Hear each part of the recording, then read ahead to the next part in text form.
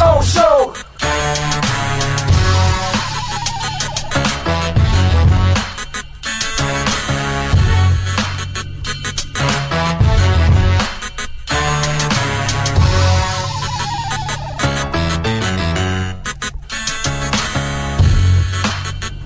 This is the Big O Show. This is the Big O Show.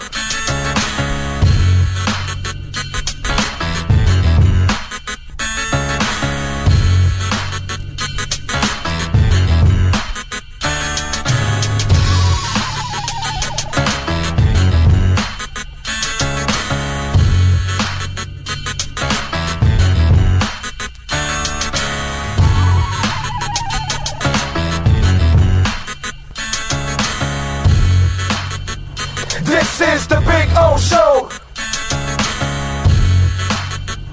This is the Big O Show. This is the Big O Show. There's just one place to get our lowest payment on a new Acura Integra. $229 a month. It's the Season of Performance event at Acura of Pembroke Pines, #1 in the USA.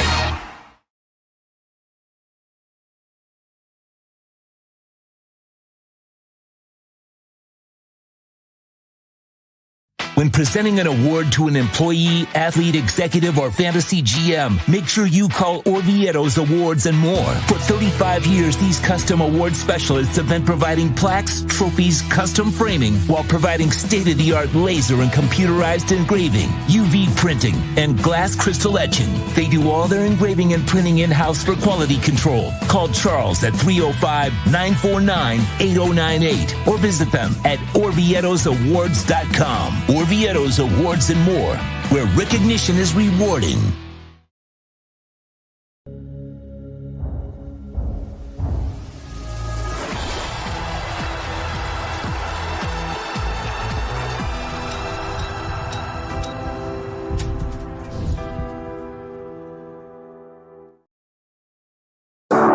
After 40 years, the Big Cheese Miami is still producing great Italian food.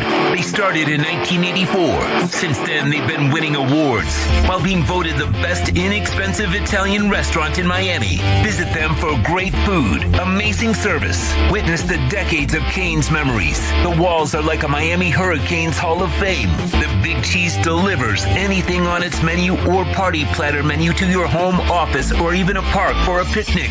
Located at 8080 Southwest 67th Avenue, Miami. Call 305-662-6855. TheBigCheeseMiami.com, where they serve large portions at family prices.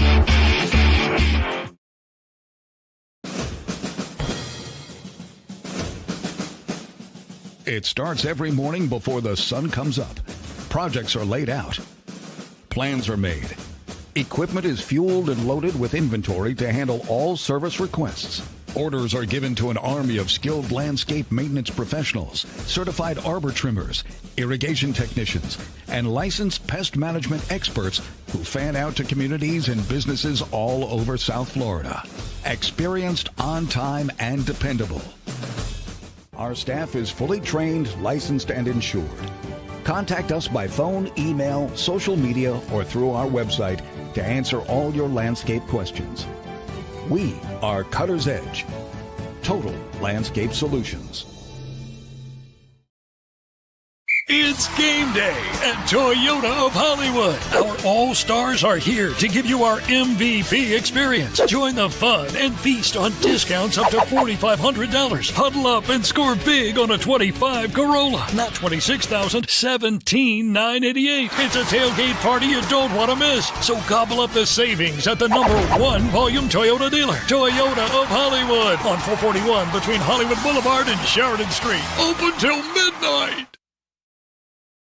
For over 16 years, EJDconstruction.com has provided South Florida residents quality craftsmanship, accurate project management, and exceptional service. That's why EJDconstruction.com is an A-rated member of Angie's List and the Better Business Bureau. When you're looking for the right custom home builder for additions or home remodeling, please call my friend Eric at 305-433-4843. That's 305-433-4843 for EJDconstruction.com.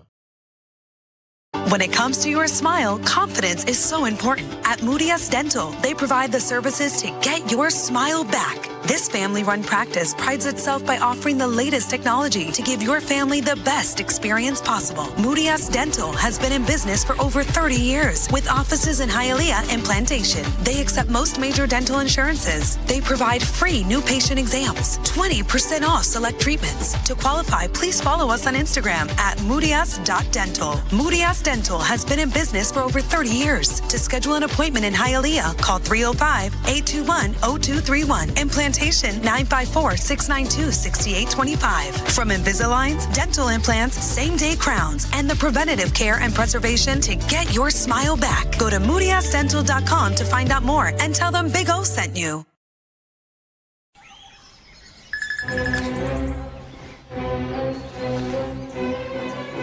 Oh, Sam, not again.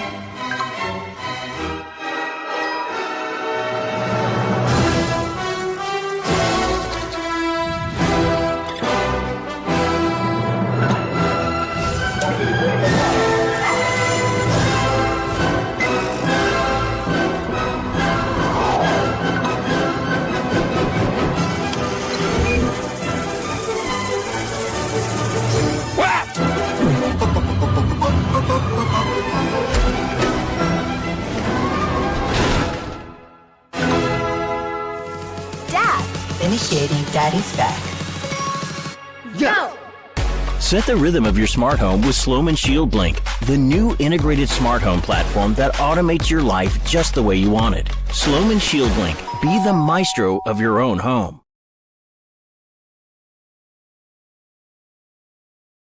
Price, service, selection. Get all this and more at South Florida's #1 loved Subaru store. Subaru of Pembroke Pines. Save today with our 3 ways to save. 0% financing, 0 down payment, or make no payments for 90 days. From Subaru of Pembroke Pines.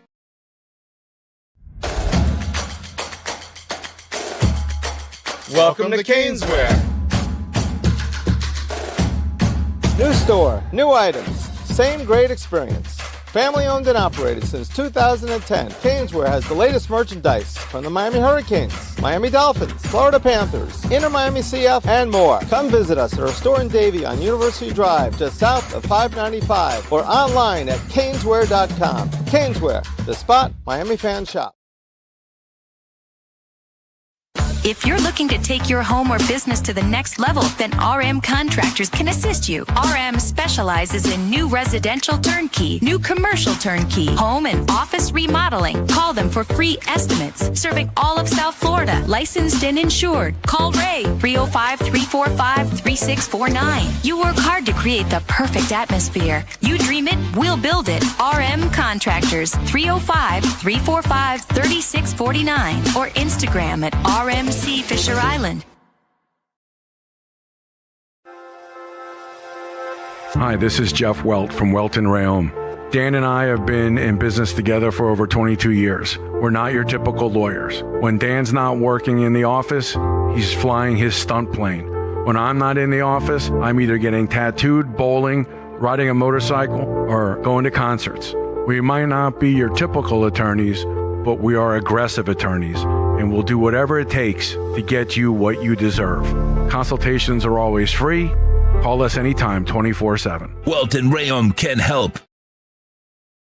There's just one place to get our lowest payment on a new Acura ADX. $239 a month. It's the Season of Performance event at Acura of Pembroke Pines, #1 in the USA. The viewpoint, statements, or beliefs expressed on the following program by the host, guests, or callers are not necessarily the opinions of FantasyAccess.com, Media Group Inc. ownership, management, sponsors, or website.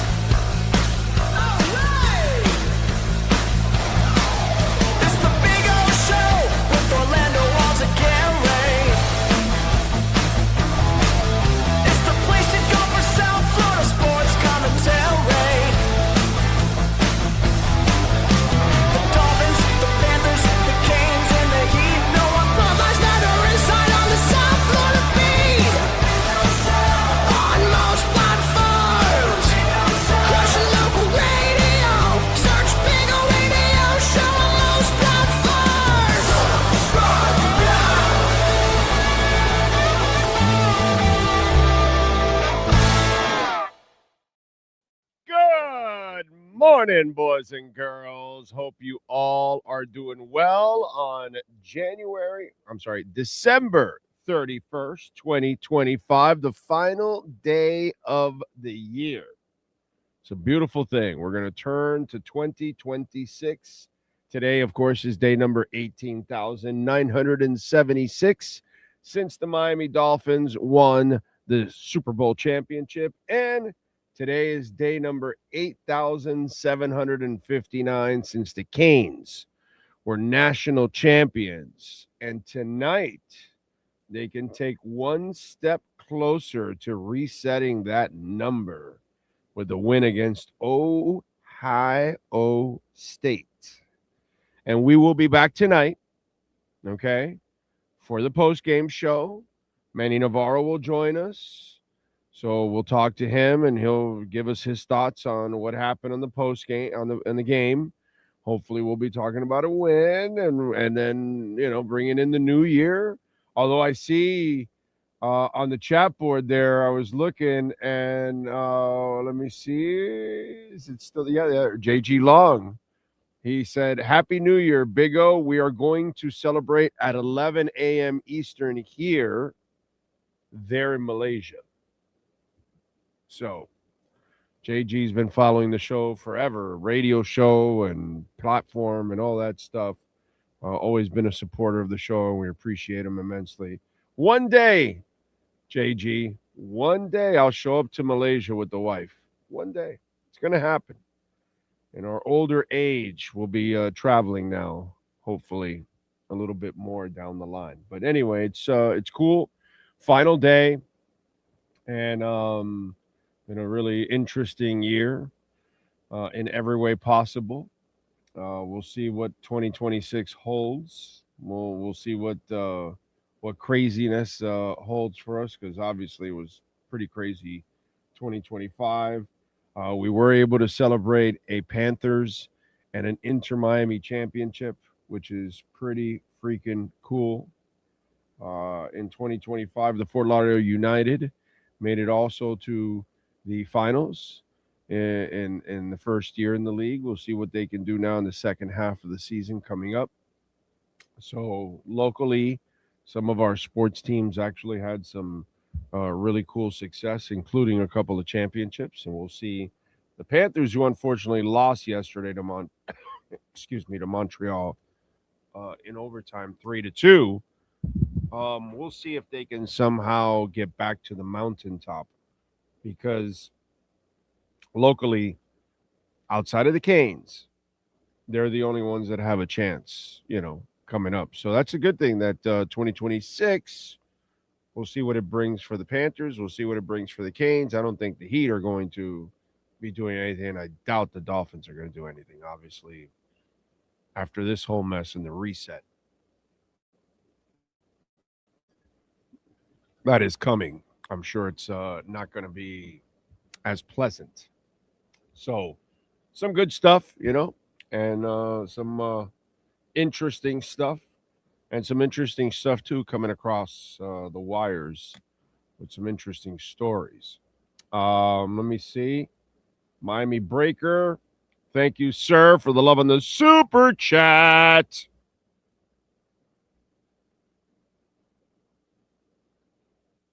Excuse me.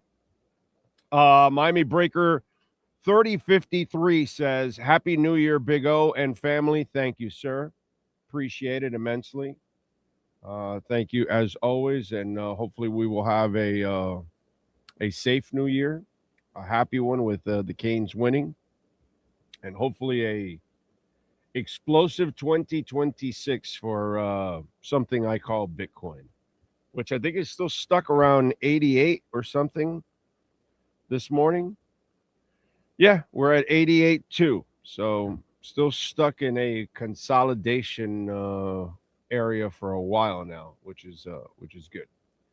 Which is all right, man, because it allows us working stiffs to buy little pieces here so we can add, Lenny Pena, good morning to you. Jake from Pallet Town, Stony Stanley, Louis Medina, NorCal. Dolphin Dave, Gus 1388. Joseph. Should be proud of the Canes, Joseph. Let's see. He says, I'm biased because I'm an Ohio State fan, but if Miami wins, there's no reason they cannot go all the way. Well, Miami shouldn't go all the way. They shouldn't beat Ohio State, but crazier shit has happened. And if they can beat Ohio State, because I think Ohio State is the best team in the country. I understand the rankings. I understand Indiana beat them. I think, how they say if you play 10 times, you'll win whatever. That Indiana-Ohio State game, I'm going to say you play it 10 times, Indiana wins 2 of them, let's say. Because they're pretty good. But Ohio State's loaded, bro. So I would say they would win that game 8 out of 10. And Miami has a very slim chance to win tonight. But can they? Of course they can, because in college football, the best team talent-wise doesn't always win. Just go back to the 86 Canes, and you'll know. So, sometimes other things take force. But crazier shit has happened. Like I said, I'm old enough that I was around sitting there watching in 83, and we end up watching the Canes beat Nebraska, which there was no way that they were supposed to beat the powerhouse Nebraska. And there it goes. So crazy shit can happen. Emotion can carry you in college football. And if they can beat Ohio State, that will lift them to the point that they will feel like they can beat anybody. So that'll be fun. It'll be fun. I mean, Ohio State's supposed to win. I checked it this morning. Ohio State's favored by 9.5 points. The over and under is 40.5. Miami's plus 260 on the money line. Ohio State's minus 350. Vegas has spoken. So Vegas feels you're a double-digit underdog. So, yeah, they're supposed to lose today. And that's the beauty, that if they can somehow pull it off, oh, my God. That'll be really, really cool. Really, really cool. Don't forget, smash the like button. You can also hit the notification bell. That way you know when we go live for post-games, pre-games, rants, breaking news, regular show. You might not, sometimes we start at 11 or at noon or at 2 o'clock in the afternoon. So that kind of throws you off a little bit. You know what I'm saying? So hit the notification bell. That way you kind of know when we're going to go on. And don't forget, you can make a donation to the show. That's another way of supporting our show, Cash App or Venmo at Cash Big O Show. We love the super chats, but YouTube takes 30%. Where at Cash App and Venmo, the show gets it all, which is much better, obviously. What else do we have here? And good luck to you, Jake, by the way, my brother, because you're a hardcore listener. You're an Ohio State guy. Hey, man, it is what it is. You live in Ohio. John Padilla. Delvis is in. Anthony Kyle Campos. Tony Zagales. Yeah, I know. I'll talk about that now. Ty in the Bronx. Happy New Year to you, sir. Roberto Rodriguez. Little Go Canes. Happy New Year, sir. Lenny Pena, that safety, Caleb Downs for Ohio State is a baller. Yeah, well, D-line, linebackers, O-linemen, quarterback, the wide receivers are monsters. Yeah, dude, they're loaded. They're loaded. They got a whole bunch of NFL players on that team. Yeah. So, anyways, I wouldn't mind the Dolphins drafted him in the first round. That kid's a complete player. Ocala Joe, he says, let's hope the Canes can give us an end of the year celebration like the Stinking Fish haven't done in forever. That would be nice, my brother. That would be really, really nice. Let's see. Tony, Happy New Year to you, my friend. I appreciate you. Thank you. Here's to a great 2026 and more great concerts. Yeah, man. Gonna go see a bunch of concerts in the first couple of months of the year. So I'm looking forward to it. See John Waite. See No Doubt. Echo and the Bunnymen. Triumph.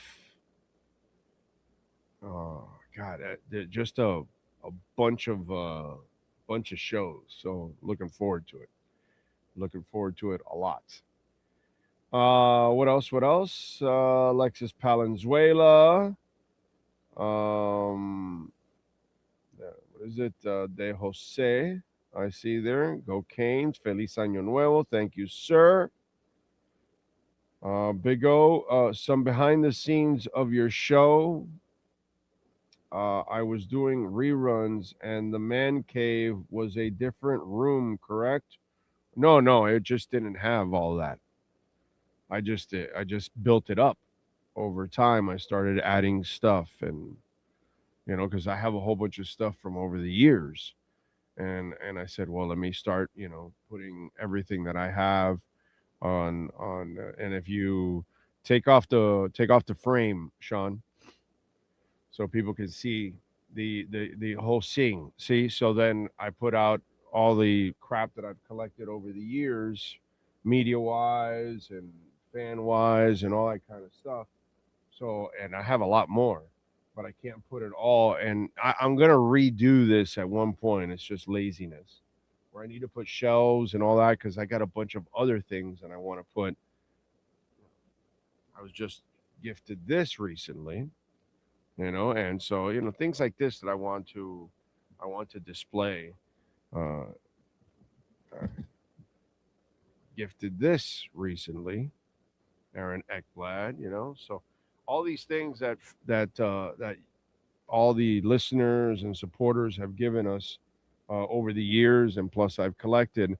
There's stuff that I want to change up the whole thing, but it's a lot of work, and so I'm trying to convince the ladies to help me, because this is me, but this is like it's a disaster. It's just unorganized. It's just all thrown together, So I want the ladies to kind of help me and change the whole, bring another look to the back of the show, and actually a wider one where you'll see more. But anyway, it is what it is. But I do have to change it so I can give the background a different look. This one's been out for several years, so we got to tweak it, as they say. Anyway, what else do we have?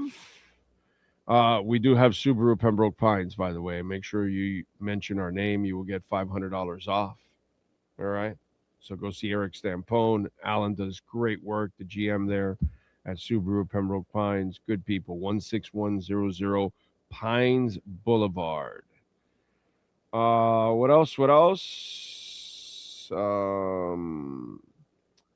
Going to see Boy George February 19th. He still sounds good. So you'll enjoy it. If you enjoy the music, he's not like trying to play all kinds of music that you never hear anymore, or stuff new stuff. Or no, he'll play some songs that maybe you don't know the deep part of the catalog, but he's gonna play all the hits. So that's a good thing that he does. I've seen him several times, so you will not be disappointed. And he's got a great band.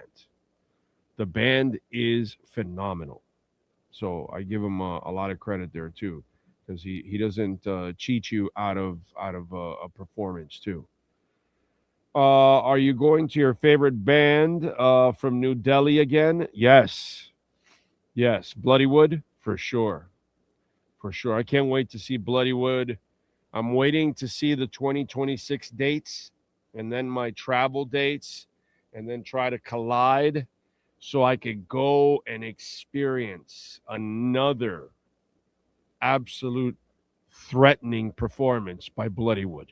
So, yes, I'm looking forward to it. Let's see. How is it that Marcus Freeman is highly considered to be an NFL coach compared to OSU's coach or Georgia coach? Well, because those guys right now have been rumored for NFL talk. So Freeman is just kind of I just think that Freeman has the whole package, personality wise and everything, and so maybe that's why people are gravitating to Marcus Freeman. I would love Marcus Freeman for the Dolphins. Absolutely would love it, dude. That would be a guy I would take a chance on. Normally, college coaches to the NFL, it's a hard transition, but he has that CEO feel to me, that he knows how to handle everything, dude. And to me, that's kind of what a head coach is all about. I don't need him to necessarily be the defensive coordinator also and the offensive coordinator, either or whatever, but I definitely need him to be a CEO and be able to handle everything. And I think that's a skill that very few guys have. Vrabel has proven that now, going to another team and making Tennessee look like complete idiots. What is it? Amy Stunk Adams or whatever her name is? Yeah.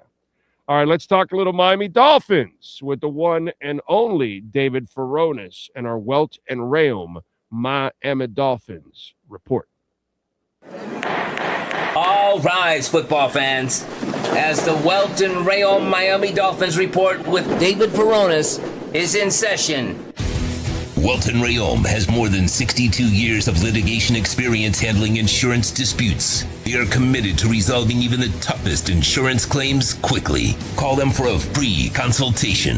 954-966-4646. Here's Miami Dolphins insider David Furones. All right, David. How you feeling on this final day of the year? I'm feeling good, man. Ready to watch the Canes later tonight and bring in the new year. Did you talk to the Sun Sentinel already to, you tell them, hey, listen, can I cover the Canes next year? Have you talked to them about that? Oh, I'm sure. Do you guys have a daily Panthers beat writer? No, right? No, we do not, which does benefit to get to go in and pitch in on that. We, of course, do have Adam Lichtenstein on the Canes. But, yeah, I mean, I had that before. And then, the NFL beat is a promotion. So, I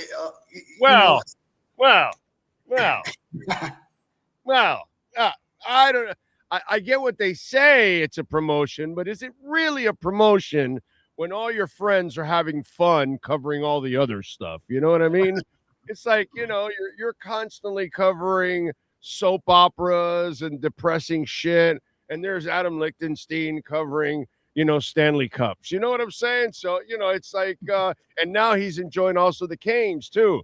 I mean, Adam Lichtenstein is the man right now at the South Florida Sun Sentinel, baby. I mean, that's the king with all the prizes. I'm telling you, he's the man. He's the guy that when I grow up, I want to be Adam Lichtenstein. When you grow up, you want to be. When I grow up, I still have yet to grow up, obviously. But I mean, in fact, I say we put you in Adam Lichtenstein's spot, and we put Adam Lichtenstein on the Dolphins, and I bet you the Dolphins start winning now. A little bit of a good luck charm, huh? I mean, you're not a bad luck charm. It's just that they're. Yeah, because I pitched in on the Panthers and they won. Right. We proved that last year. We talked right. Remember that in the summer. Don't forget now. Don't forget. It proved that you're not the sapo, as we say in Spanish. Okay, you're not the sapo. Clearly, the sapo's been around for like 40 years for the Dolphins, but Adam Lichtenstein, that character, is lighting up the local teams. Did he cover the Inter Miami also, by the way? Not Inter Miami. Oh, okay. I mean, maybe he has on a random assignment, but not. He must have. Not on the beat. Kobe Price did. You remember him? I love Kobe Price. Yeah. Hey, same. Yeah. Mm-hmm. He went from Orlando and now he's with the Lakers, right? I believe. Yeah. Went to Orlando with the Lakers after. He made a nice career for himself. Actually, you remember? Looked at me like he likes basketball. It looked like basketball. Because then when I was FAU and backup beat writer, right? That's what what he started doing for a while. Then I got on Canes. When I went to Dolphins, he was the first one to go on Canes after me. And then just kept moving. Got another job with Orlando and which was within Tribune, Orlando Sentinel. So and then got out to the Lakers, got out to LA. So props to him. Yeah, no, I follow him still. I usually follow the guys that are here and they go in other places and they go to other beats. And even though I don't give a crap about the Magic or the Lakers, but I support Kobe, like Daniel Oyefusi. I read all his Cleveland Browns stuff, and I don't give a shit about the Browns, but I support Daniel. You know what I mean? So that's kind of I normally do. I like to keep following their careers and then keep following their beats. But with Kobe, I kind of got the feeling that he likes basketball. So, sometimes we all have our niche. We all have a sport that we really like to cover, and obviously, for me, everybody knows it's football. But it's just kind of one of those things. I think we all kind of find our niches. So I'm just saying, Liechtenstein, it's Lucky Steen. That's it. It'll stick. That'll stick. Yeah, and Lucky Steen obviously wrote an Inter Miami article. Or Liechtenstein. Just all you got to do is change one. Yeah. You have Liechtenstein into having Adam on your beat. So I like that. Yeah. I like it. So when Adam gets on your beat, you're like, oh, dude, yeah, they should roll out red carpets for that guy. Seriously, I mean, in fact, now I know what to do. You stay there on the Dolphin beat, but we got to bring on Adam for some Dolphin features. And if he does that, then the Liechtenstein, vibe happens. And then that's it. Because think about it, bro. Everything he covers turns to a championship. Not gold, but championship. So,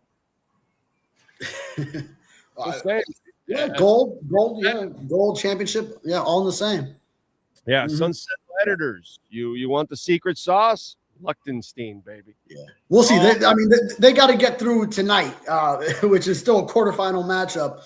But if they do, there is storylines galore going to. It's Carson Beck against Georgia in the semifinal, and then it could be either Fernando Mendoza against the Canes or Mario against Oregon in the final. But we can't get ahead of ourselves. This game is going to be huge and very tough. But the Canes got a shot, I think. Get this straight. This is Sunset No Crime on Sunset No Crime. You are denying and not believing in the Liechtenstein vibe. That's what I'm hearing. It's automatic. It's just automatic. The man's on the case. If he's on the case, championships appear. Look what's happened. So I don't know, bro. I'm telling you, if he wins today, then it's real. Yeah. Oh, your editors. Then you got to admit it's real. Your editors have got to make him do a feature. You know what? And then once he gets the Dolphins to win, when Liechtenstein can really push his shit right there is he goes and writes a Marlins article because they don't even spend. But if Liechtenstein writes an article of the Marlins, then we got ourselves another World Series championship. So you've got the key now. It's up to you now to unlock it for the rest of us here so we could enjoy some winning. Okay. All right. So what are you expecting this week? Is Brooks going to play? For me, if he's your future, which you have him under contract, he's a hell of a player. He's a hell of a leader. I know he wants to play, yada, yada, yada. But if this can further injure him or create an offseason for him where he's just rehabbing and not preparing for the offseason for the next season, I think it would be stupid to play him. But I don't know. I don't know enough about the injury. You tell me. Right. That's definitely logical thinking. You don't want to go burn him in a game that doesn't have any playoff implications. You're playing for pride at this point. Not to mention you can see some other guys get Willie Gay in there who, we've all kind of wanted to see get some work and who did get some work filling in for Brooks at the end of the Buccaneers game. But yeah, it's a hamstring issue. I'm not familiar with the severity of it. If it's something that it was just a tweak that he could come back from in a week. I think we'll find out more when Mike McDaniel speaks a little bit later on this morning. But I mean, I never count out Jordan Brooks from playing. That guy is as tough. That's not the point. Oh yeah. No, but he's gonna want to. He's gonna want to play. That's not the point. The point is to protect him from. You should protect him. Yes. Yeah. If it's anything that could be aggravated, protect him. If this is his last game and he's a free agent and whatever, and you didn't come up with okay, whatever, I get it, and he wants to play, you let him go or whatever, okay, good, but you got him on the contract, and dude, he doesn't have anything to prove anymore. Like, what's he got to prove? It's more of, I really like your idea of playing the other guy instead. Get Willie Gay in there and whatever, and give him an opportunity, and I'd rather take care of one of my better players for next year. If he's in, you know what I mean? Because the last look at the tear up that hamstring. Yeah. Like, look at the center situation. Abram Brewer misses his first start in a long time, going back to a few years back with Tennessee. Hey, Andrew Meyer, you get him in his first NFL regular season action. Looked okay, looked serviceable. Nothing special, but he's not Abram Brewer, but good enough to win with Quinn Ewers playing good enough to win, and the defense holding it down against Tampa Bay. So. You can have someone fill in next man up and still put up a formidable outing. So if you look at the Andrew Meyer situation, get Willie Gay in there. We know he can make some plays. We saw it all training camp.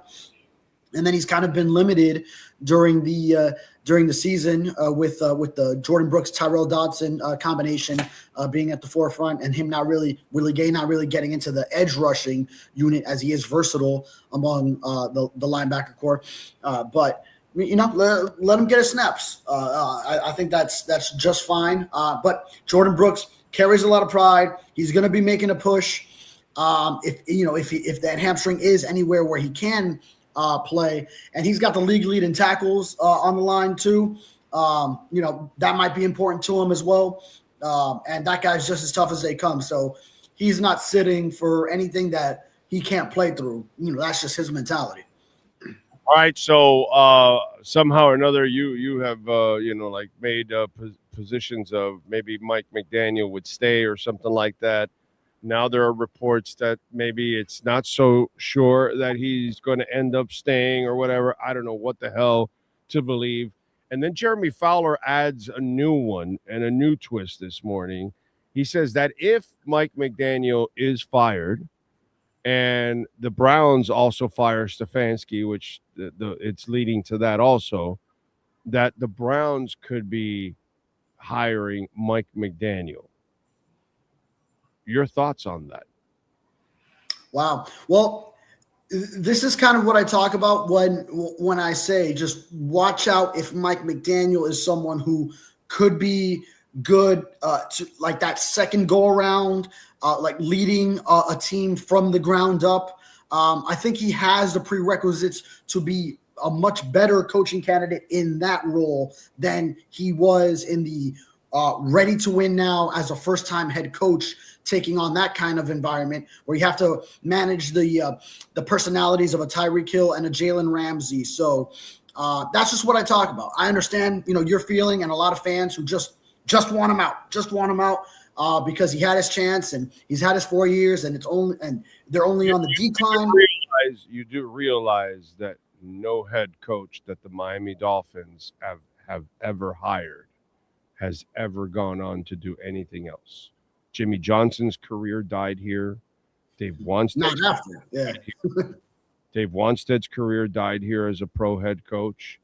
Adam Gase's career, he went to New York and proved that it was a flop. That he got another head coaching job, but nobody has succeeded. Not Cam Cameron. Nobody has succeeded as a head coach after being hired and fired by the Miami Dolphins. Okay? That they've had success with their interim coaches. Okay? Yeah. Dan Campbell and Todd Bowles, if you want to say he's had, some success. I wouldn't want Todd Bowles if you gave me three of them. As long as he's a defensive coordinator, I'll take him, but not a head coach. But overall, to me, Mike McDaniel is going to be the same thing. It's not Cleveland hiring him doesn't make me feel any better or any worse or anything. It just tells me, well, the Jets hired Adam Gase and the Dolphins hired Mike Tannenbaum. And two bad franchises saw that those two guys couldn't do the job, and they still hired him.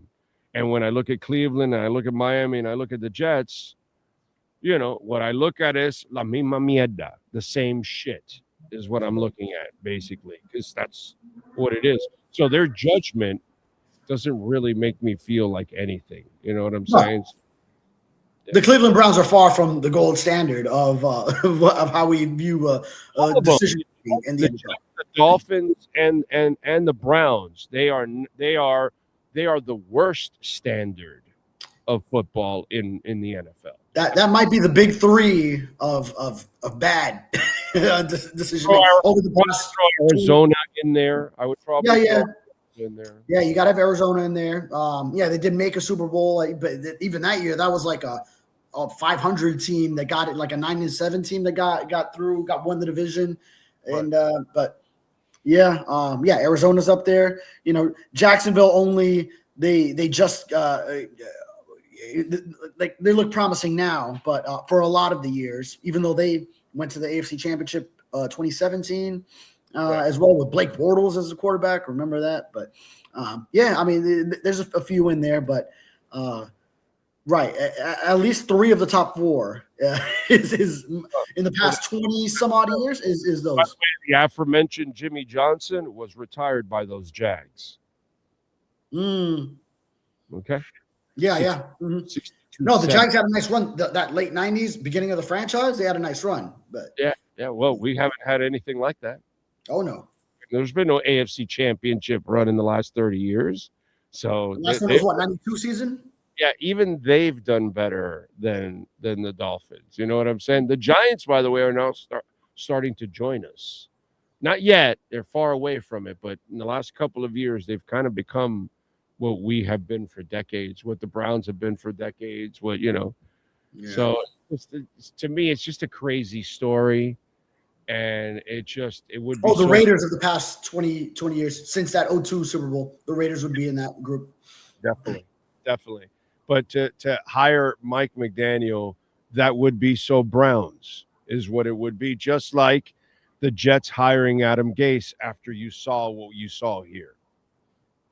I more so see Mike McDaniel as a guy who would succeed if the Dolphins were to fire him, then he goes back into the coordinator ranks a year or two, has success leading one of the top offenses as an offensive coordinator, and then becomes a head coaching candidate once more and takes on a scenario where now already having some head coaching experience, knowing what worked and what didn't work the first go around, I think he's someone who will look at his mistakes, especially now being separated at this point from them and from that tenure, and then he could rise again. I mean, it's a more rare situation because you mentioned all these Dolphins coaches that never had anything after they left the Dolphins. I mean, a lot of them were older.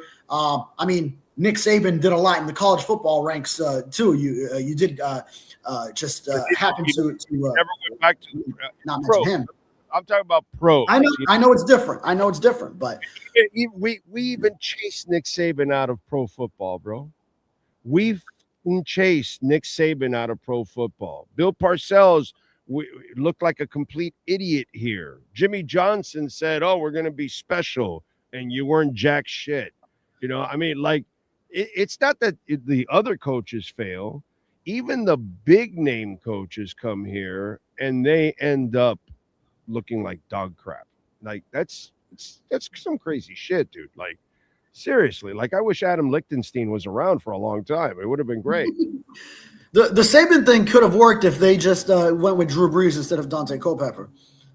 I know he said it too, where he might have built a dynasty with the Dolphins. Adam Lichtenstein wasn't on the beat. Adam was on the beat. Somehow or another, we picked Brees. Adam Lichtenstein was either in high school or maybe like end of middle school at this point in time.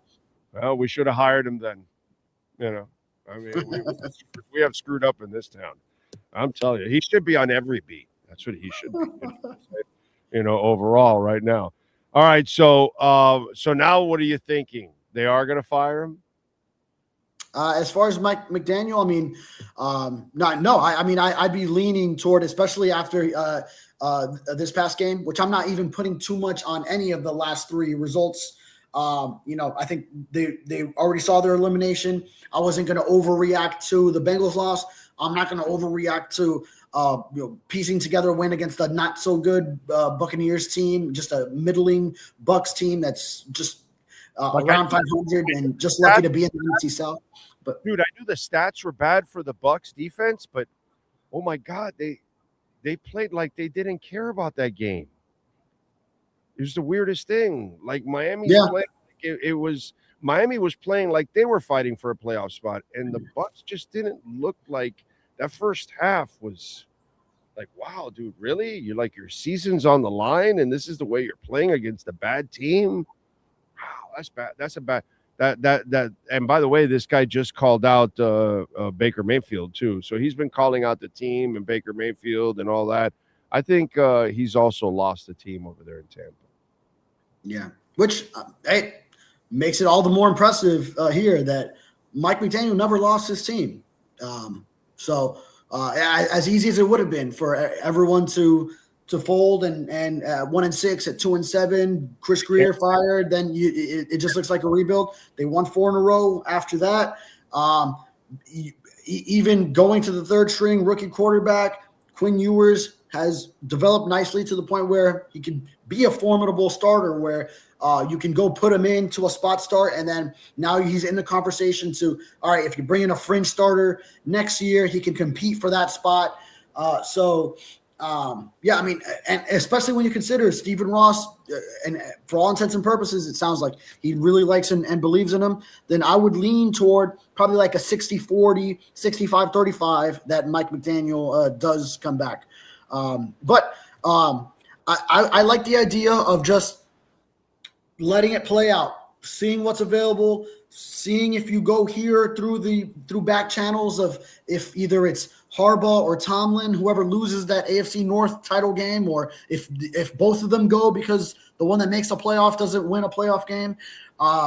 If one of them would be interested, then obviously I am okay looking for an upgrade. I don't care about that Stephen Ross once did the thing to Tony Sperano, going behind his back and pursuing Jim Harbaugh. You need to go get the best guy you can. I think given that it's probably going to be tough to find the best guy in this coaching cycle to want to come to Miami, of a situation where you're about to go part ways with Tua and take on maybe a $99 million dead cap hit next season. I don't know what top candidate wants to go into that situation. You might just be better off sticking with who you have now, and then 2026, if you don't like how that process is going, then you can just go ultimately clean sweep to then really start brand new, where it will be a more desirable spot if the Dolphins have a top draft pick in 2027, if it's a good quarterback class, if they stockpile some picks and you've already gotten rid of the Tua money and dead cap hit. So just a combination of how desirable this job would be with how much greener could the grass be on the other side, then I'm leaning toward probably Mike McDaniel stays, but it'll be something that we definitely monitor and are definitely watching as in the hour after the Patriots game goes final, the next morning, and so on until we get a final announcement one way or the other. Where I give McDaniel credit is that he doesn't rip his team like they're doing in Tampa. The head coach goes out there and has ripped the team publicly, and you can't do that. Like Spo will get pissed off at players or something, but it'll all be behind the scenes.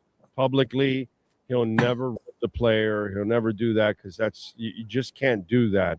And that's the line that he crossed in Tampa, and I think that's why he's kind of lost his team a little bit, because he has just publicly been ripping them. And then, and he's just not a great head coach to be doing that. You know what I'm saying?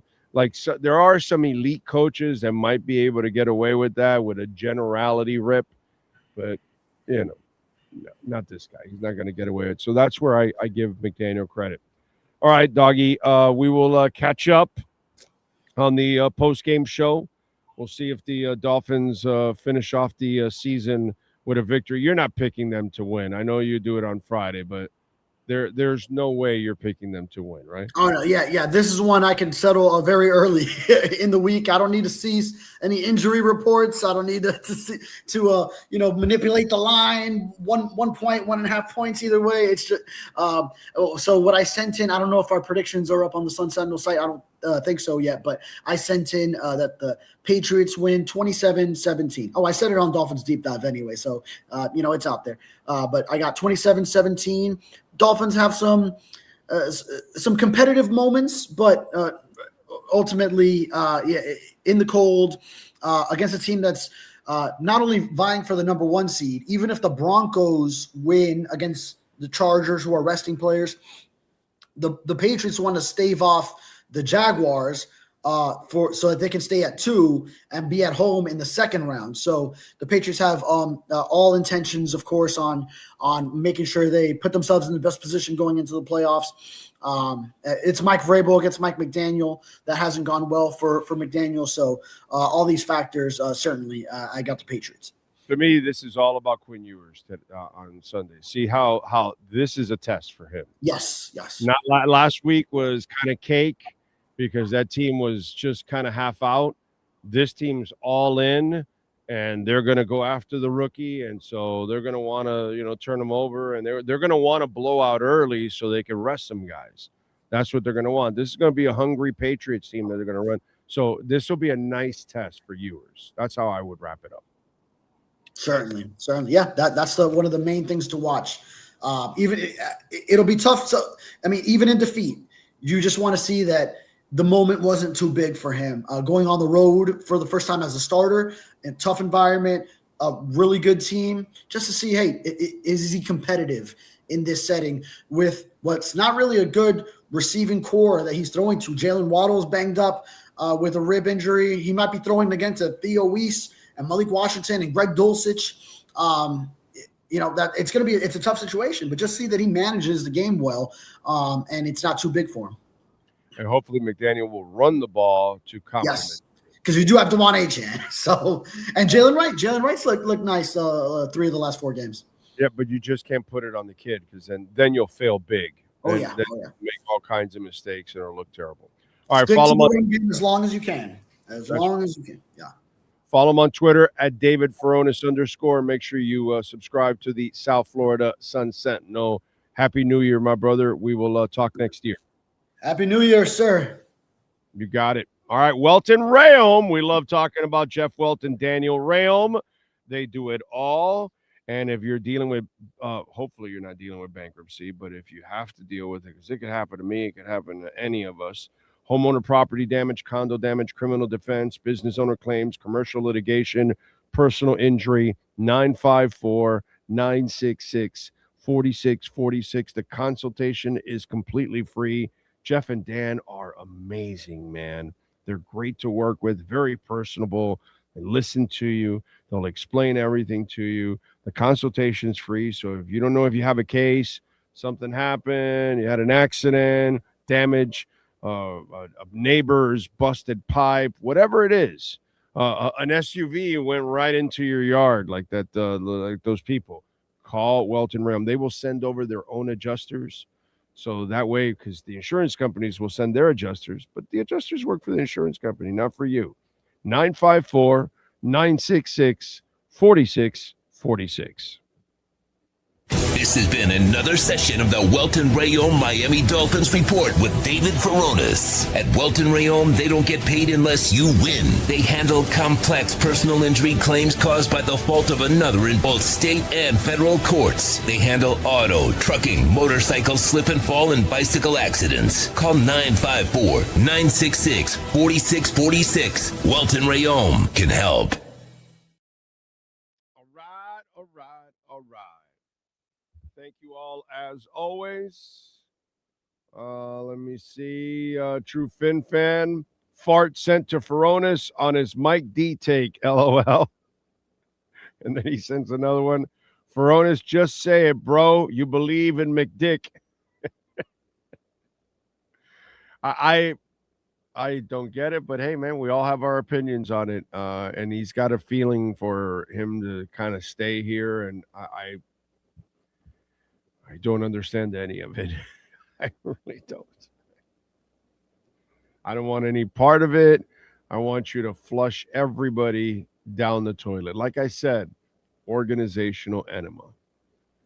Clearly, what you've been doing for decades doesn't work. Clearly, everything that's a part of it needs to be eliminated. You know, but the old man is probably going to take the lazy way out. And that's the sad part. By the way,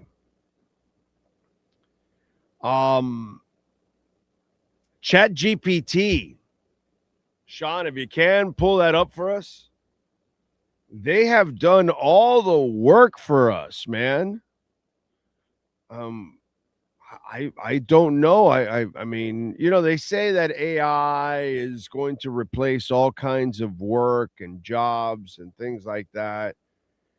And, you know, I've been doing this for decades, and obviously I've lived here all my life and followed all the teams, and I've seen all the good moments and some of the bad moments. And obviously I lived through all the great moments for the Dolphins. And now we're living through the bad moments. But ChatGPT came out with their prediction for the winner of the next 50 Super Bowls. And wouldn't you know it, the Dolphins are there. But in 2067, I'll be 102.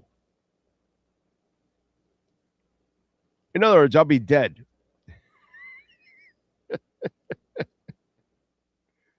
Now, go move to the top of that chart there, Sean. If over the next couple of years, ChatGPT gets it right, and those teams win the Super Bowl in the first 3 years, 4 years, they nail it. By the way, they've got the Bills finally winning one in 4 years in 2028. So, but let's just say that it goes in that order there. Then we're screwed, okay? Then we're screwed. It's like, you know, there's no need to tune in anymore. You know, the drama's gone for every season. Okay, we're not winning, so I'm out. It's got the Texans on back-to-back Super Bowls, decade from now, 2 decades almost from now. But it's got it, you know. It's got the Lions finally winning one. It's got the Patriots winning another. It's got Kansas City winning 2 more. Okay. And, oh, by the way, that second one will be in the new stadium in Kansas City, Kansas. That other one will be in Kansas City, Missouri. But the Dolphins are so far away, dude. So far away. They've got the Bengals winning it before the Dolphins. Decades before the Dolphins. It's sad, man. The Jets, they've got them winning it. 2067. Look at the Patriots winning back-to-back more right there. I mean, enough with the Patriots. Why are they getting so many wins? Jesus. And the Lions winning again. So they've got the Lions over the next 50 years, the Dolphins once, and the Lions, I think, twice I saw there? I mean, insane. Yeah. What do you got? I think the other thing that we should notice is in 2068, the year after the Miami Dolphins win the Super Bowl, the London Monarchs, which apparently are an expansion team, at some point win a Super Bowl title. just after our Miami Dolphins? The London Monarchs, because we expanded into Europe by then. And we've got teams in Europe. Oh, my God. So, 2067 is our year. So what do we do? Do we start building, parades and planning for 2067? Is that what you do? You get your kids ready and you say, oh, you got to get ready for the championship in 2067, kid. But Dad, it's only 2033. I know.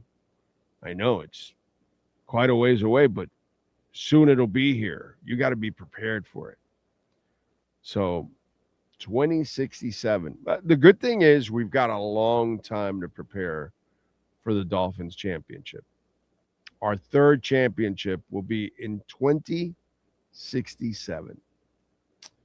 ChatGPT has spoken. It's law. It's law. So enjoy your vacation from winning for a long time. You can check back with us decades from now. Oh, my God. That is bad. That is bad. That just all it does is just add to the misery of being a Dolphin fan. 2067. That is too funny. Too funny. All right. Don't forget, folks, hit the like button. You can smash also the notification bell. You can make a donation to the show, Cash App or Venmo at Cash Big O Show. That is Cash Big O Show, Cash App or Venmo. You can send in questions, comments, insults, all kinds of good stuff there on Cash App or Venmo, and we will answer and read them. Let's see what else. Skylar's hoping that ChatGPT is wrong. Jake from Pallettown says, I give the Browns a shot before the Dolphins. Yep. I think Blue Dodger says, I'll be 70. Ross will mess this thing up for decades to come. Probably. Dolphin Dave goes, stop, Big O. You're making me depressed. Pat in Nashville says, look on the bright side.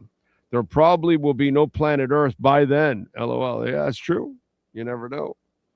It'll be like the rich people will be watching what's happening on Earth over in Mars or the moon and all that, and they'll be living in other places. Those of us stuck here, we're screwed. Let's see. Big O, it's more realistic than the Dolphins will win in 2030s. That is very true. It is actually very more realistic. Yeah. Imagine ChatGPT says the Earth will be hit by humanity ending asteroid in 20 years. You never know. It could happen. But you never have to worry about that because we saw it in the movies. We're going to send this spaceship out there. It's going to land on the asteroid. It's going to plant the bombs, and it's going to explode it into smithereens. That's it. And then the asteroid will only be a memory. That's all. Okay? Just broken pieces. But not of you and me. But it'll only be a memory. Let's see what else. If you caught that play on words, by the way. What else? Big O, 94 years or so between Super Bowls isn't too bad, is it? No, you know what, Brett? I agree. 94 years between Super Bowls, that's a good average. Because that means there's a good chance your kid won't experience it, but your kid's kid would. I mean, because not everybody lives to 94. So there's going to be a gap going on. You know what I'm saying? So, yeah. That kind of hurts. Yeah. And by the way, Pat, I saw the movie. And the movie is here already. Okay? That movie is here already. All you got to do is look at one group of people that follow some orange guy. That movie is here already. Yeah, I saw the movie, dude. I saw the movie. And Karun says, got my money on the asteroid over the Finns winning a Super Bowl. Yeah, that's a good bet. That's a really good bet. Karun, I like that one. Does Kashi have that one? Can I cash in on that one? Or Kalshi? Is it Kalshi? It's Kalshi, right? Kashi is that food company. It's Kalshi for the betting, right? Or Polymarket or whatever it is. Do they have that? That's the question. That is the question.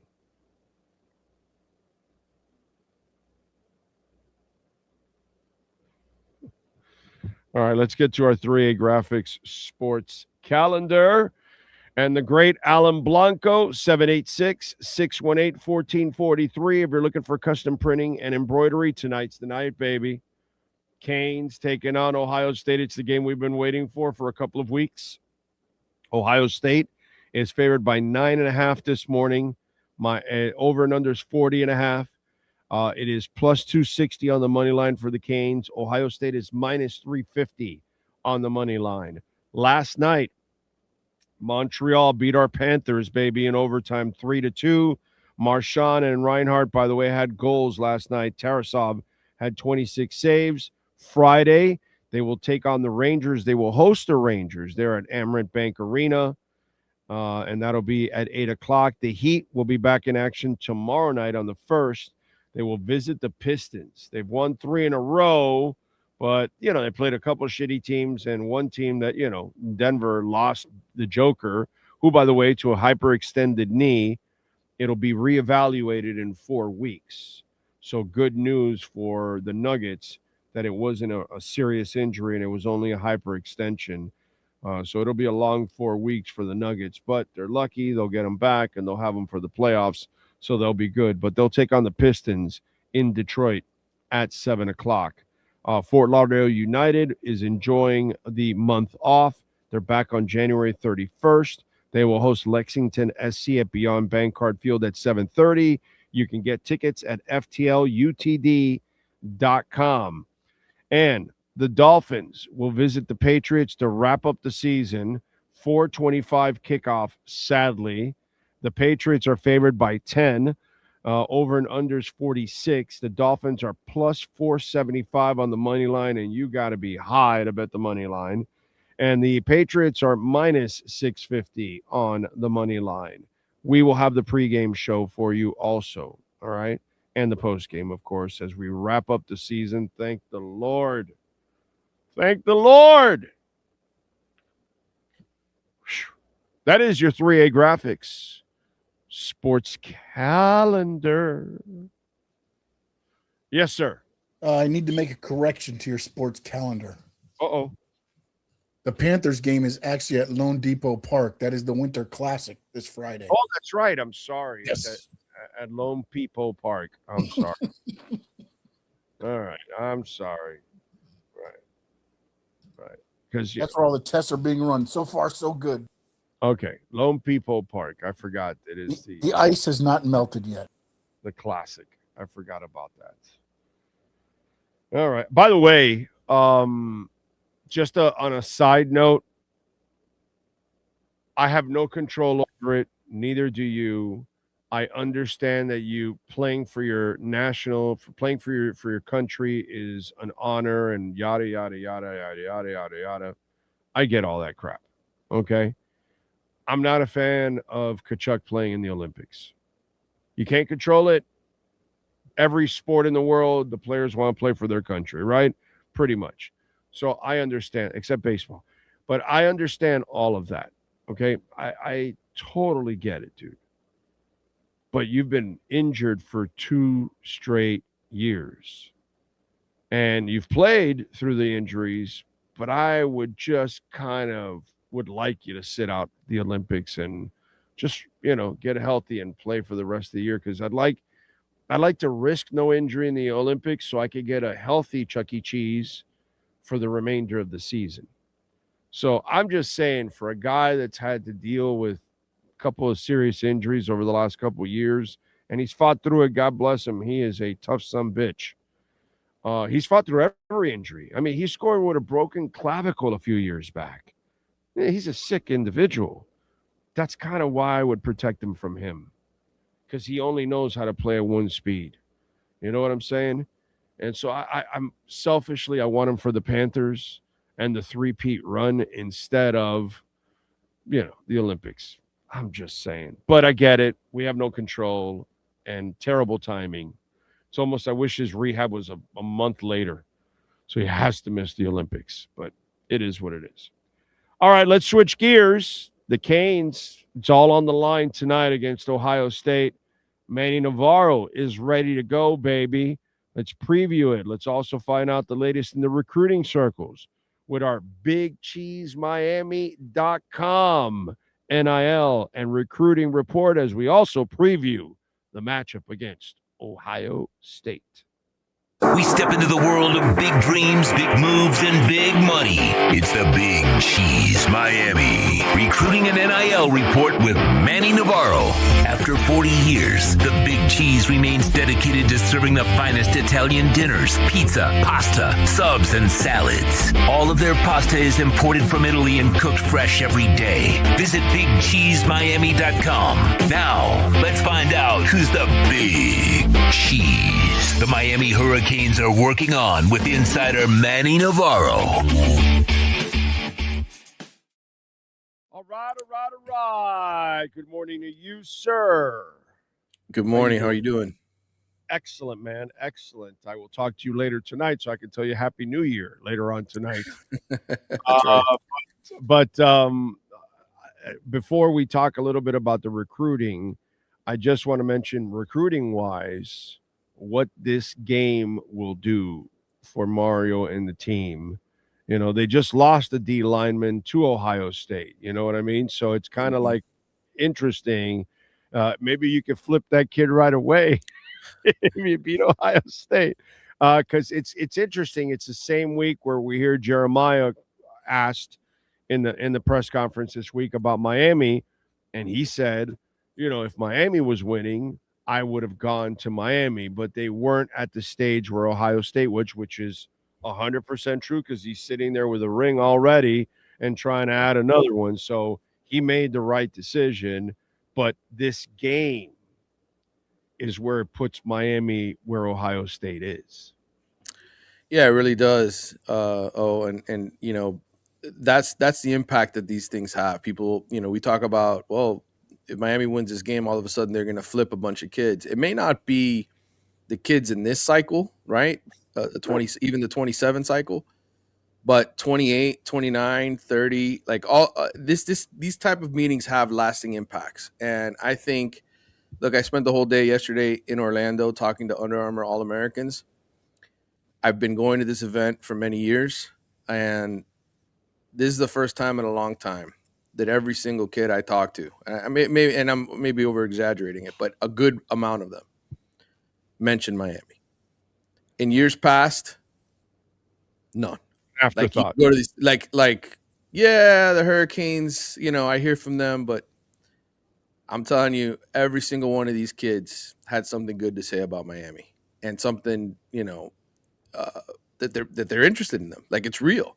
And so it takes time. I think Jeremiah, what he said sort of encapsulates the whole thing for you. If you don't follow recruiting on a daily basis, it's hard for kids to consider a program if it's not winning. Yesterday, I talked to somebody who has Clemson in his top 4 and was like, to be honest with you, I'm probably not going to have them in the top 4 much longer, because I don't even know how long Dabo Swinney's. So these things have lasting effects, is what my point is. But it takes time for it to really hit before the kids really start to take notice, and they're starting to take notice of Miami now. And I feel bad for Florida and Florida State, brother, because they're kind of in the position Miami was in for many years. Well, I'm not feeling sorry for them. Anyway, and it leads to the Jacobs kid picking Ohio State over Miami this week, and that's why this whole thing is, if Mario's done a fabulous job to get it to this point now, and you've been talking about this, hammering it away the last 2 years. This is the game that gets you to the point where you really start to get into the game for the elite of the elite. Mm-hmm. And you've gotten a couple, because you got the Jackson kid already there. You got another kid coming in. So you got a couple of guys that are like 5 stars or all world type guys. But Right. this is the game. And so talk to me about the loss of Jacobs and losing the D lineman to Ohio State. Well, first of all, DJ Jacobs is a Georgia legacy kid. His dad played at Georgia. His mom played at Georgia. So he comes from a family of Georgia grads. And so he's got 11 months before he signs on the dotted line, right? But the way college football works today, and this is something that all of us have to start to get our brains wrapped around. There's a salary cap now in college football, right? And there's revenue sharing, and so you basically have slots for certain guys, and schools have certain money slots, right? For Miami, I think that number is like 1.5 million for their top recruit in every single class, right? And so Jacobs was the guy I think they were going to go with for that. Ohio State, very much in play for him as well, decides, well, we're going to ramp that number up even higher. And that's what happens. And so the kid commits, and now he's like, well, I'm the number 1 edge rusher in the country. Let's start a bidding war, right? Let's see how far we can make this number go. So that's the process now. And so you have slots every single year, and you've got the majority of these 5-star kids that are making the commitments now, because it's basically locking in a slot 2 years in advance. That's what we've reached in college football. Now, there's, aside from the revenue sharing money, there's the NIL deals that are completely separate that have to be approved. But that's how colleges ultimately overspend and exceed the $20.5 million cap, because the 20.5 comes from the school itself. Everything else after that, you still have boosters and donors and other people who want to help the program. So you'll see these salaries in football go to $35, $40 million in the years to come. And the good news for Miami fans is you're one of the schools that's spending like that. All right, let's hope it continues, man, because it's one hell of an arms race in order to stay with it. All right, tell me about the 2027 players that have already made an impression. Yeah, look, there's a lot of offensive linemen, a lot of guys. Obviously, Mario always, has offensive linemen that are interested in coming here. Mark Matthews is the big one. We talked about the kid that they got this cycle, Jackson Cantwell, the number 1 offensive tackle. Well, guess what? Miami's very much in it for the number 1 offensive tackle. Again, Mark Matthews from St. Thomas Aquinas. They're one of his top 3, a 6'6", 300-pound tackle. There's other South Floridians. But what impressed me yesterday, was the number of guys that aren't from this area, that are from Georgia, that are from Mississippi, that are like, all of them had Miami on their mind. A lot of them did. Tashawn Poole, kid out of Macon, Georgia, a big safety. He talked about seeing how good Miami's secondary was. Think of how many years the Hurricanes went without getting good players in their secondary. All of a sudden, you have one great year, right, where you make the college football playoff, and these guys see the impact that a Jacoby Thomas makes, right? Jacoby Thomas was a kid who transferred in from Auburn, not from Florida, but from the South. They look at the nickelback who came in, Keontae Scott, another kid, not from South Florida, but comes from another place, comes over here from the SEC and has success. So now all of these SEC recruits, right, that used to just flip their nose at Miami and say, oh, I'm not going to go play there. Now they want to come here, and now they're talking about Miami being one of those legit programs. So there's a lot of them. Wide receivers, running backs. There was a running back I spoke to yesterday. I think it was Tyson Robinson out of Mississippi. He's got Texas A&M, Tennessee, Michigan, Arizona State. He was sitting there just raving about Gerard Pringle and how, he loves running duo and how he could see himself in Miami. These are guys that they never, ever would have had a chance to get. And so, and then the hometown guys, like I said, Mark Matthews, Zayden Gamble, who's a safety at St. Thomas Aquinas, a 4-star kid. He was there. He talked a lot about Miami, Georgia Tech, Florida. Those are the schools for him, LSU, Auburn. I mean, there's a lot of schools after him, but the Hurricanes are right there. In years past, brother, wouldn't happen. Wouldn't happen. Those kids would be, I'm going somewhere else. All right. Well, January 2nd, portal opens. Yep. So is that when you start the heavy recruitment of the quarterback from Arizona State? I think all of that has already happened. A lot of this money and these conversations with agents have happened.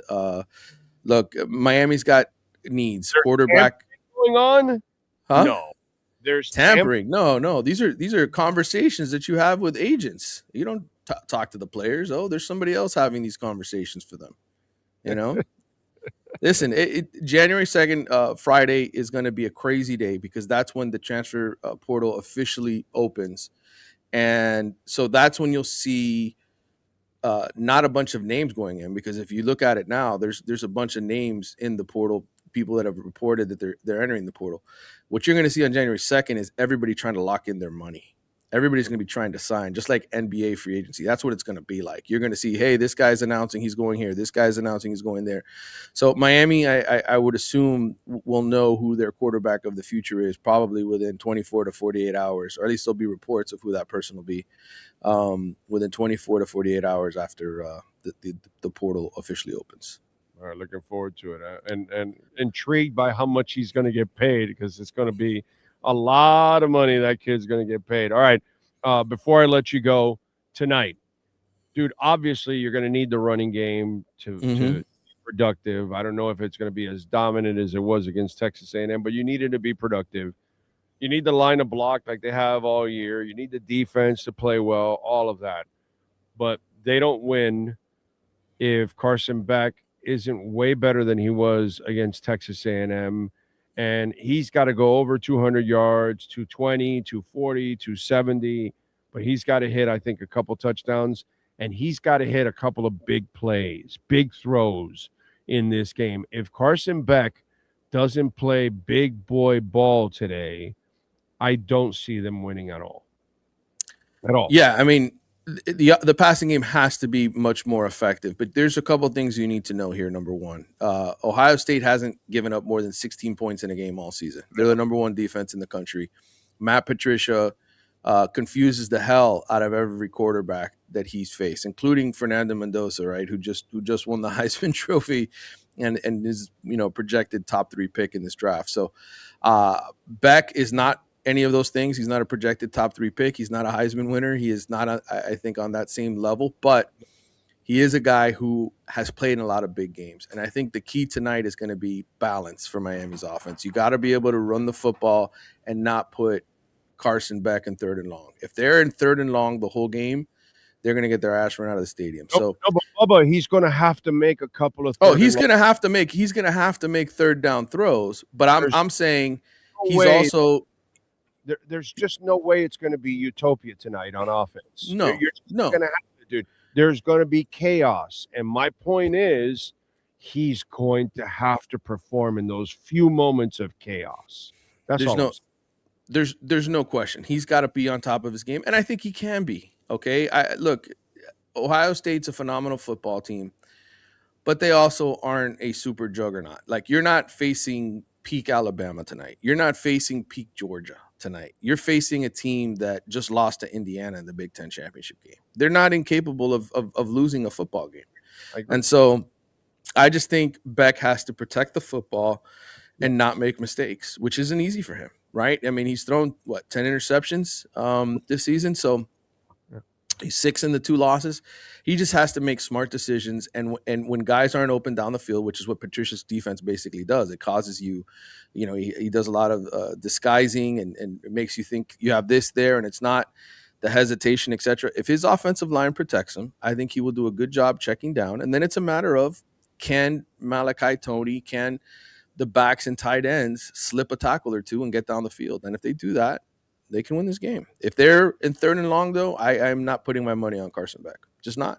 But there's going to be a couple of those moments, and he's going to have to spin it, dude. He's going to have to spin it because he's going to have to put the ball in play. There's no doubt.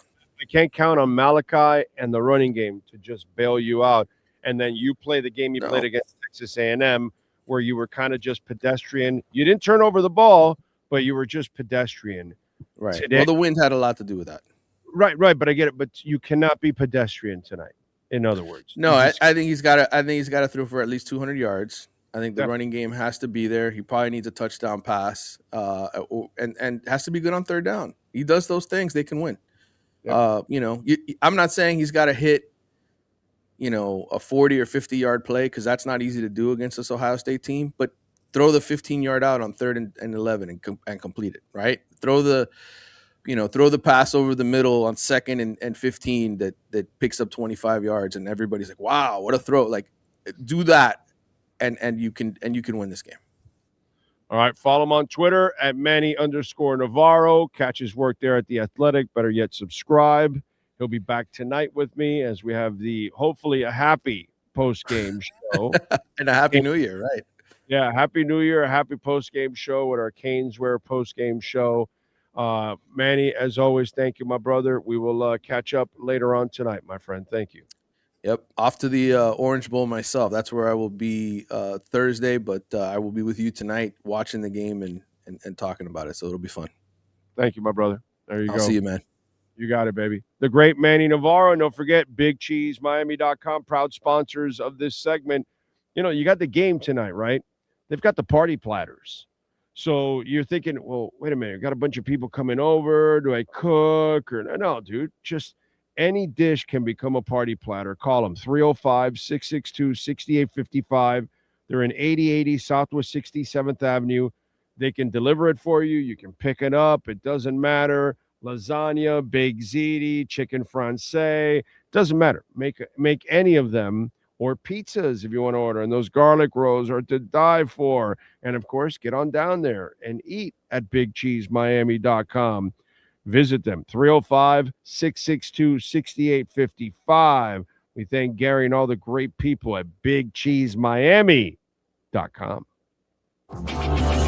You've been listening to the Big Cheese Miami Recruiting and NIL Report with Manny Navarro. At the Big Cheese Miami, they continue to purchase the same high-quality ingredients that the most expensive Italian restaurants use. The difference is they serve large portions at a family price. Visit the Big Cheese at 8080 Southwest 67th Avenue in Miami. Call 305-662-6855 or go to thebigcheesemiami.com. Go Canes!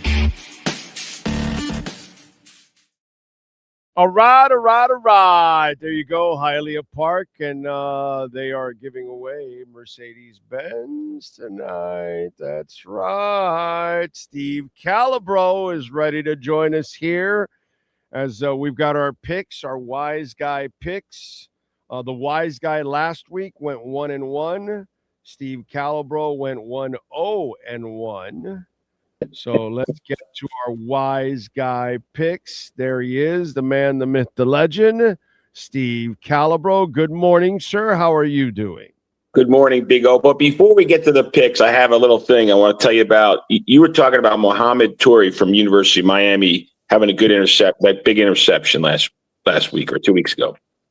Yes. He has another relative who plays for Penn State. His name is Vabu Toure. I think it's his younger cousin or brother, who's also a great safety. So it's just another. He played in Irvington High School in New Jersey. I don't know if you know New Jersey, but and I might have mentioned it to you. I'm from New Jersey, but maybe. But Vabu is also another great player, and hopefully Mohamed has a couple of good defensive plays. Because not to be a downer, but Ohio State is a good team, particularly on defense. On defense. We're. I mean, Vegas says it all. 9.5 points. So they don't screw around. They're not fans or anything like that. They play right down the middle and they call it. So this is going to be a really tough game for Miami. But college football is kind of interesting. the best team doesn't always win. Emotion can carry you because these are young people. So if you can make some momentum changing type plays, you might be able to steal that confidence, that emotion, that momentum, and all of a sudden you're owning the moment. Listen, years ago, I'm sitting there watching the Miami Hurricanes against big, bad Nebraska, and nobody counted on the Canes to win that game. You know what I mean? So this reminds me a little bit of that, not to that extreme, because that was an extreme. But that's where we're at. Years after, the Canes were always one of the favorites or right there. But right now, they're kind of like that team that hasn't done anything in forever, and a generation of kids don't even know what great Canes football is. Yeah. Jimmy who? Jimmy Johnson? Who's he? What is a Dennis Erickson? They have no idea what that is. So that's what happens. It's kind of with the Dolphins too. It's kind of going with a couple of generations that don't know. So it's just kind of weird like that. But that's where they stand. Where they're not the favorites right now. Ohio State's been the monster of the Midway, but they can, because of their physical nature and because of the way they play the game, they are more built for these kind of moments than, let's say, the Dolphins are, because the Dolphins aren't never, ever physical enough. And so that's where I give the Canes some a chance, because on offense and on defense, they can be physical. And I got to tell you, what you have there, in my opinion, just my 2 cents of opinion here, but I think the over-under being 40.5 also tells a little story. I think it's two very, very good defensive teams. 40.5 over-under in a college game like this is a really low number, relatively speaking. So I think it could be, I'm going to say something, but and my wife will probably would reprimand me, because it's going to put a little bit of bad juju out there. You know what I mean? When you put a little vibe out there. But I happen to think it's going to be Ohio State in the over, right? That's what I think it's going to be. But I'll tell you, if for Miami to win, I think it's going to be all about defense and protecting the ball. And it's going to be like a 16-7 game or something like that, or a 13-3 game. It could be a ridiculous defensive battle like it was in Texas. And because these are two great defensive teams, I don't think Ohio State's offense is nearly as good as their defense. So it could be stopped by the Hurricanes defense. So I'm personally rooting for the Canes, but I think if I were to wager on it, and I'm not, I'd go Ohio State in the over. But I'm it's going to be a tight game. You're not going to get so you're going to lay the 9.5 points, because you're saying it's going to be a tight game. Yeah, I think it's going to be Ohio State's it's going to be like a 17-7 or something like that. Ohio State winning, but not by the points, is what you're saying. Or are you saying that you got Ohio State and winning by 10? Well, here's what happened. Yeah, I think Ohio State's going to win by 10. But I think the bet that I like better is I don't know. I think Ohio State's going to win by 10. Yeah, I think so. I really do. I mean, I just, my heart says it's going to be a low scoring game. My betting brain says it's Ohio State in the over. So that's conflicting, right? That's 180 degrees apart, right? But that's why I asked you, because you were making it sound like a tight game, but then you're taking Ohio State. So I wanted to understand, are you taking Ohio State because you're picking them to win the game, or are you taking Ohio State because you're laying the 9.5? Then it's no. See, here, let me explain myself. So if I'm betting, and I'm not, I'm Ohio State in the over. But my heart says that Canes can win in a tight game that's really, really low scoring, which is exactly 180 degrees opposite of my betting thing.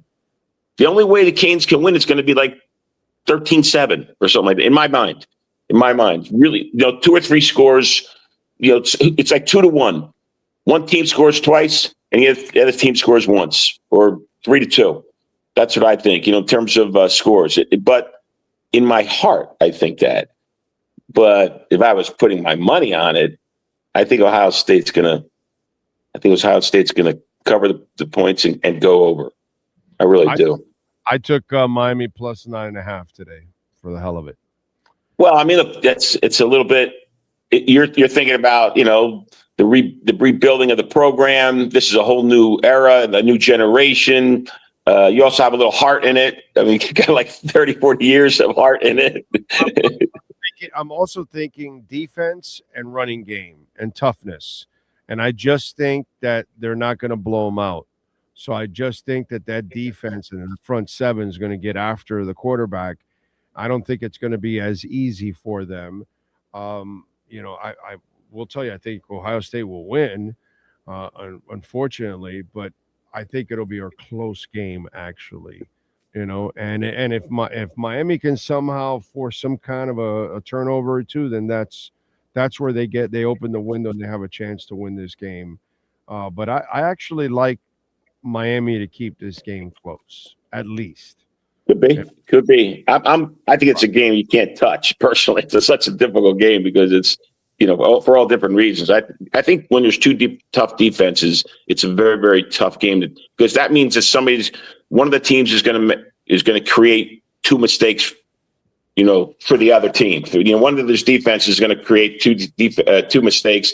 The team that has those 2 or 3 mistakes is going to lose the game, right? And the interceptions or the turnovers. So it's a tough game to bet. But that being said, before I go to the Jersey guy, I have another announcement for your viewers. It literally happened in the last hour.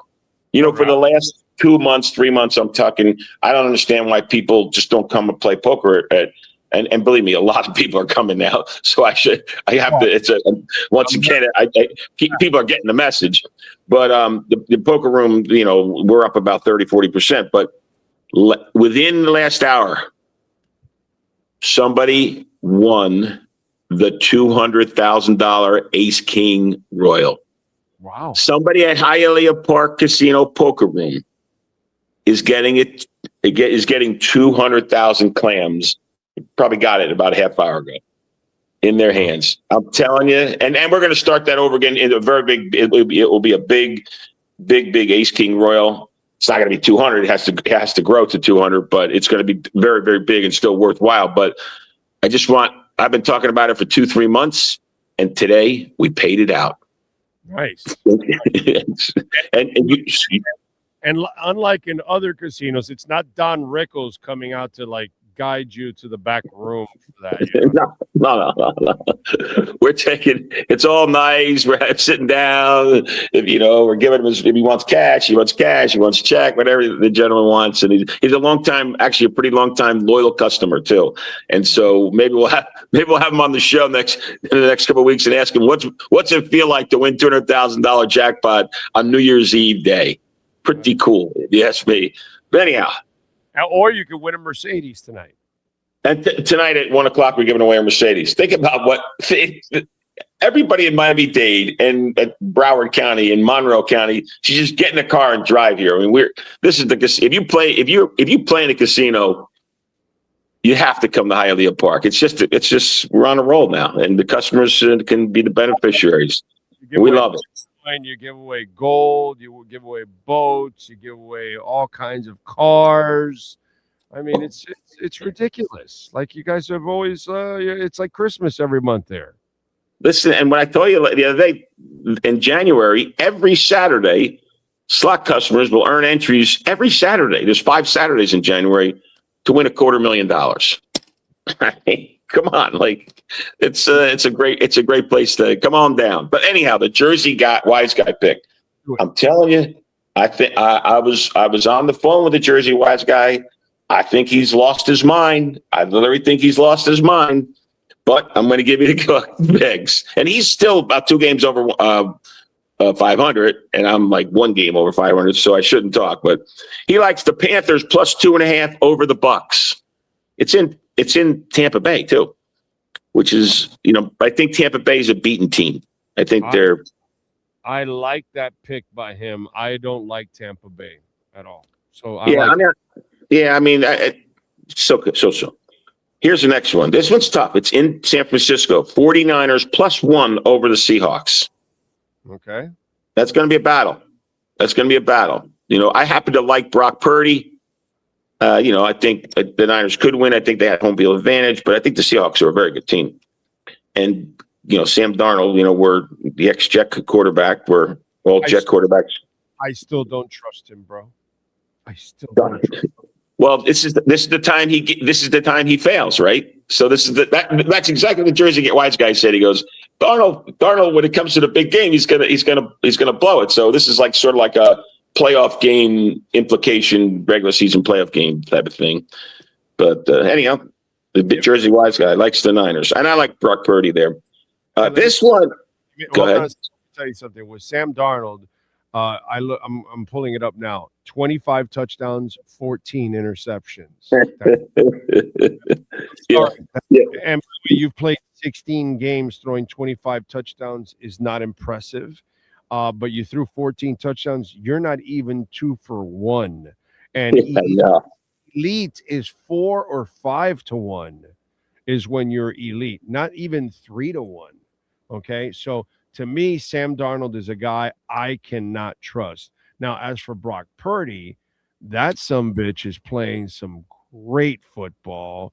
He looks really comfortable right now. He's in a groove. I would trust him more than I would trust this guy. And he's got on the season 20 touchdowns and 9 interceptions, and he's only played 8 games.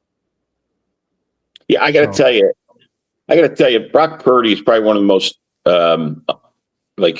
underrated, not overly respected. And people that know football know he's a great football player, but he doesn't get the accolades that I think he deserves. This is a really good, smart quarterback football player. I think, and I've said that for 3 or 4 years. I'm glad he finally got paid. But I think he's gonna do well today, and I hope they could be the number 1 seed if the Niners win tonight, or not tonight, but this weekend. They will literally be the number 1 seed. So he's got something to play for. So the other game, he's got 16 touchdowns and 5 interceptions in his last 5 games, and he threw 3 interceptions in his first game back or second game back. He threw it. Outside of that, he's only thrown 2 other interceptions in all the other games. So he's playing at an incredibly high level, right now. Plus, he's also rushed for 3 other touchdowns. And so Brock is playing really, really well right now for the 49ers. I would trust him. I don't trust Sam Darnold, bro. I don't trust him.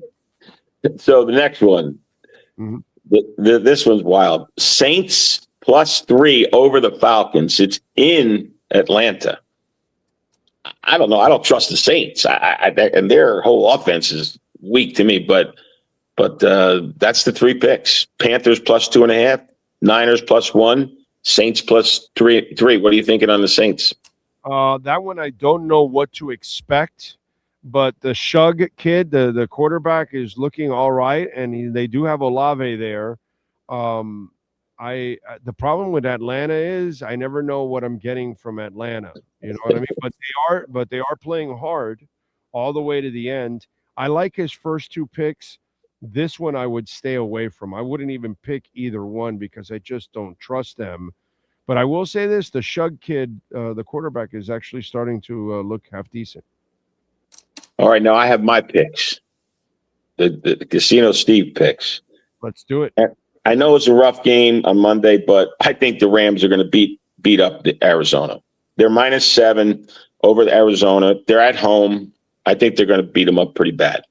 I really do. I just think that's going to happen, in my opinion. Okay. But I think the next one is the Bears over Detroit. The Bears are at home, and they're -2.5. I think it's going to be a tight game, and I think the Bears. And I don't like the Bears, so this is purely a money play, a bet play. I think the Bears. I think Detroit. You kind of enlightened me on something. Detroit lost their luster when they lost Ben Johnson. I think they are a different team. They're clearly a different team. Some of those. Detroit beat Chicago early in the season. I know.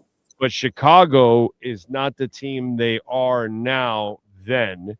And Detroit isn't the team now that they were then at the same time. They started the season with, half decent, and they just have not looked good since. And meanwhile, Chicago's only gotten better, throughout. And that's a kid that I didn't trust. I don't trust him on staying in the pocket and playing on schedule. He's still not there yet. But man, off schedule, holy shit, he makes some plays. He's an athlete. He's a great athlete. And I think, I think it's just, look, you remember, I kind of like Detroit. I always root for Detroit. My neighbor last year was Jameer Gibbs. If he's watching the podcast, he's probably going to, if he comes back this winter, he's going to probably punch me in the face when he hears this. But I think the Detroit's got to reset. They got to reset for next year, in my opinion. But and that's last pick, boy, the last pick, you're not going to like it. You're not going to like it. Okay. But, and I talked about it a couple of days ago. New England -10 over Miami. I think Vrabel's going to score 35 points against Miami. Yeah, and I don't. Easy pickings. Easy pickings. I don't think Quinn Ewers did great this past weekend, but I don't think he can score more than 3. At best, he scores 4 touchdowns. At best, and he'll lose 40-28 or something like that. So I just think it's. I think there's a message that the coach of New England wants to send to the NFL and to a lot of people, and I think he's going to use this week's game against Miami as that sounding board. So Rams over to Arizona, Bears over to Detroit, New England over Miami. I'm like looking at it. I can't believe, Rams over Arizona. Arizona's a beaten up team. It's like, yeah. They're like, I don't know. They might be worse. To be honest with you, the last 10 years, they might be, or the last 5 years, they're in the bottom 5 in terms of franchises in the NFL. In my opinion, they've fallen apart. But anyhow, what do you think about New England? Do you think? I think it's cake. I think New England wipes the floor with Miami this week. I think it's going to be a really ugly game, unfortunately. Yeah. I actually fear this game for the kid because I don't trust the coach, and the coach is kind of a moron. And so I could see the poor kid getting in some trouble in this game and having some turnovers and stuff. If he plays well, it'll be very uplifting.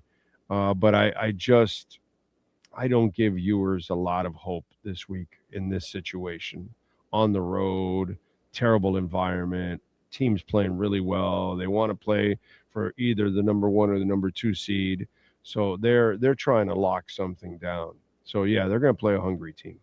Scary. Yeah, look, Quinn Ewers, if he I'm a Dolphins fan. So if Quinn Ewers has no turnovers, no fumbles, no interceptions, and they lose the game, it's still somewhat of a, he has a decent game. But I think the problem is, and I hate to put the bad vibe out there, but New England's a totally different defense than Tampa Bay. And I think, the turnover thing could be pretty ugly. Right. Could get pretty ugly. I know. Yeah, it could get ugly. But let's see what happens. Maybe we can make some money, and you can sign up for the sports betting app right here in Hialeah Park on the Big O website, and win your SUV Mercedes tonight. Mercedes tonight at 1:00. Get your asses down there. Every time you play a slot machine, you get an entry. So check it out, and of course you can download the sports app. And make your wager for tonight's game for the University of Miami. And there's other college games tonight too at the same time. And then of course the NFL picks over the weekend. All right, Steve, enjoy your week, my friend. Happy New Year. We shall catch up down the line, my friend. I appreciate you. Happy New Year, and as we say in Hialeah, prospero año nuevo. Have a prosperous New Year. Thank you, brother. Appreciate you. There you go. All right, the picks are in. Steve, he's got the Rams -7 versus Arizona, Chicago -2 versus Detroit, and New England -10 versus Miami. The Jersey guy is going with Carolina +2.5 at Tampa. I like that pick, actually. San Fran +1 versus Seattle. I like that pick also. I wouldn't touch this one, but he's got New Orleans +3 at Atlanta. But the wise guy, sometimes he just knows. So you just never know. All right, let me get to a little music here real quick before. Remember, you can make a donation to the show, Cash App or Venmo at Cash Big O Show. That is Cash Big O Show, Cash App or Venmo, and you can make a Bitcoin, Ethereum, Chainlink, or Solana donation. Send in your questions or comments. I will read them now when I'm done with music and get to your questions and comments. Let's see who was born on December 31st. Psy, baby. Oh, yeah. Park J. Sang. Singer, songwriter, rapper, dancer, record producer, TV personality. Gangnam Style. 1977 on this day. Joey McIntyre from New Kids on the Block, born in 1972. Let's see. Paul Westerberg from The Replacements, born in 1960, lead guitarist. Tom Hamilton from Aerosmith, the bassist, born in 1951. The goddess herself, Donna Summer, born in 1948. Man, wow, that is awesome. Burton Cummings from the Guess Who, born in 47. John Denver, Rocky Mountain High, Colorado, born in 1943. Henry John Duchendorf. So he said, I'm going to go to John Denver instead. Good move by him. Andy Summers, the amazing guitarist for The Police, born in 1942. That is it for musicians. Hell of a list, actually, on the 31st. Let's go with famous people, also born on the 31st. Remember, if I don't give you an age, that means they have passed away. Businesswoman Elizabeth Arden, born in 1878. U.S. Army General George Marshall, born in 1880. Actor Anthony Hopkins, born in 37. He is 88. Actor Ben Kingsley, born in 43. He's 83. Let's see. Actor Tim Matheson, born in 47. He is 78. Actor James Remar, a.k.a. Ajax in The Warriors, born in 53. He is 72. Actor Val Kilmer, born in 59. Rest in peace. Scott Ian from Anthrax wasn't on that other list. Born in 63. He's 62. Let's see who else celebrating birthdays today. Drew Taggart from the Chainsmokers, born in 89. He is 36. Jason Schreit from Portugal the Man, born in 79. He's 46. Portugal the Man is coming to the Miami Bandshell. Let's see who else. U.S. Olympic and Paralympic Hall of Fame gymnast Gabby Douglas, born in 95. She's 30. And that is it. Sean Stanley, do you have wrestlers born on this date, sir? Yes, sir, we do. Danny Burch turns 44. Katie Forbes is 35. Matt Cross turns 45. Sakota was born on this date in 1974. And Shane Taylor turns 39 on December 31st, 2025. Okay. Let's move over to music history. What happened today in music history? Well, in 63, the Kinks made their live debut when they played at the Lotus House restaurant in London. In 66, the Monkees started a 7-week run at number 1 on the U.S. singles charts with Neil Diamond's song, I'm a Believer. In 70, Paul McCartney filed a suit against the rest of the Beatles to dissolve their partnership. In 1984, Def Leppard drummer Rick Allen crashed his Corvette Stingray on A57 outside Sheffield, England, when another driver who had been taunting the drummer by alternately slowing down and speeding up prevented Allen from passing, resulting in Allen losing control of his vehicle. Allen lost his left arm in the accident, but inspired by bandmates and fans, continued his music career using an adapted drum kit. What about the other driver? How does that asshole feel? Like, why would you be taunting the drummer of a band? Like, you cost a man his arm, bro.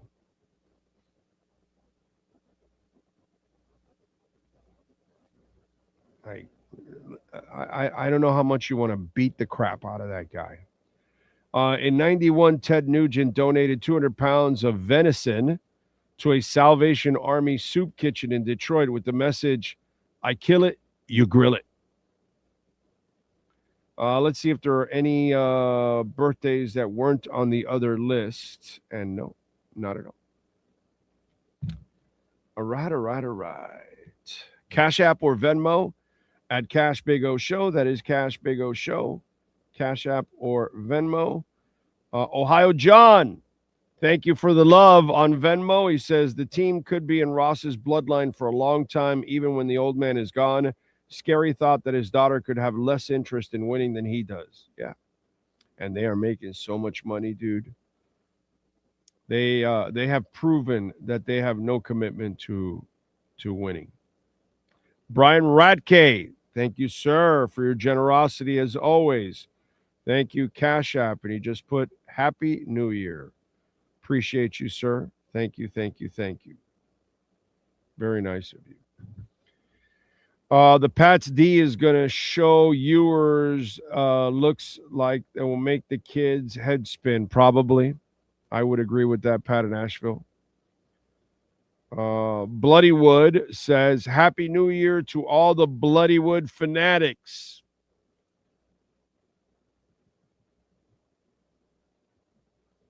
Long live Bloodywood. Let's see. Miami is not winning at all. They have Carson Beck at quarterback. He will cost you. Well, we'll find out. Dude, if Carson Beck doesn't ball tonight, they don't win. In the postgame show, if they win and Carson Beck is the same Carson Beck from last week, I will tell you I'm wrong 1,000 times over. I'm shocked. I am baffled by what happened. I'm happy they won, but a pedestrian quarterback against Ohio State, you lose. You saw what the guy at Indiana had to do, right? He had to make some throws. So Carson Beck better make some throws tonight. Okay? That's what they paid you for, dude. And to me, that's the only way they win. They will not win if Carson Beck is just a guy tonight. Sorry. He's got to make some plays. He doesn't have to carry the team, but he's going to have to make some plays and make some serious throws. Okay? Vrabel versus McD coaching is such a mismatch. I agree, Brett, 100%. And happy New Year to you, sir. Frankie is rooting for Ohio State, of course. Oscar Rojas, tell these people to relax. Carson Beck will manage the game like he has, and we will win. I don't believe that's good enough, my brother. Oscar, there can't be just a manage the game. Nope. Sorry, dude. That will not happen tonight. If he just manages, he will lose. He has to be a difference maker in the game. He has to make plays. All right, we thank David Furones. We thank Manny Navarro. We thank Steve Calabro. We thank the great Sean Stanley. We'll be back tonight for the post-game show, win or lose. We'll be back tonight, hopefully, and ringing in a new year. So I'd appreciate it if you guys are available and you're not with your families doing your thing, which I understand if you are. But if you're available, come on out and join us on the platform. We appreciate it immensely. Thank you for a fantastic year. Great support. I know it hasn't been perfect on the football side for the Dolphins. Could be getting better for the Canes. But overall, hey, man, we made it through another year. So blessings. Every day that we wake up, every year that we enjoy is an absolute blessing. So make sure you hug and you love the people that are most important in your life heading into tonight. And make sure you tell them how much you love them. All right? Love you all out there. We'll see you tonight, or we'll see you next year. Same time, same place, same bat channel.